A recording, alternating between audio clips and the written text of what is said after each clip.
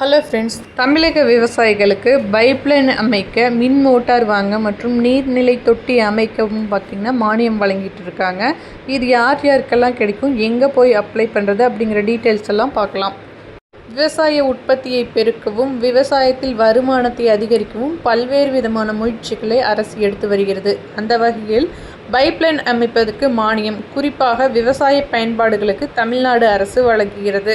மின் மோட்டார் அல்லது diesel motor அமைக்க 15,000 ரூபாயும், பைப்லைன் அமைக்க பார்த்திங்கன்னா 10,000 ரூபாய் மானியமும் வழங்கப்படுகிறது. மேலும் நீர்த்தேக்க தொட்டி அமைக்க 40,000 ரூபாய் மானியம் வழங்கப்படுகிறது. விவசாயிகளுக்கான இந்த மானியங்கள் ஆழ்துணை கிணறு அமைத்தல், சொட்டு நீர் பாசனம் போன்ற திட்டங்களுக்காகவும் பயன்படுத்தப்படலாம்.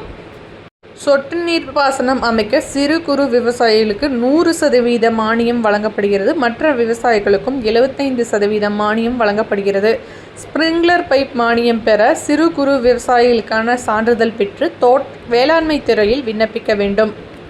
இந்த மானியங்கள் விவசாயிகளுக்கு ஆழ்துளை கிணறு அமைத்தல், பாசன வசதிகளை மேம்படுத்துதல் போன்ற பணிகளுக்கு உதவிகளை செய்கிறது. இதுக்கு எப்படி அப்ளை பண்ணுறது அப்படின்னா, உங்களோட பகுதிக்கு உட்பட்ட வேளாண்மை துறை அலுவலகத்தில் விண்ணப்பத்தை பெறலாம். பெற்று தேவையான ஆவணங்கள், அதாவது விவசாய நில ஆவணங்கள், உங்களோட பட்டா, சிட்டா, ரேஷன் கார்டு, ஆதார் கார்டோட ஜெராக்ஸ், உங்களோட ஃபோட்டோஸ் ஆகியவற்றை இந்த அப்ளிகேஷனோட லிங்க் பண்ணி அதை வேளாண்மை துறையில் சப்மிட் பண்ணணும். அவங்க அதை வெரிஃபை பண்ணிவிட்டு உங்களுக்கு இந்த மானியத்தை வழங்குவாங்க. இதில் ஏதாவது டவுட்ஸ் இருந்தால் நீங்கள் கமெண்ட்ஸில் லீவ் பண்ணுங்கள். இதை உழவன் ஆப் வழியாகவும் அப்ளை பண்ணி வாங்கிக்க முடியும்.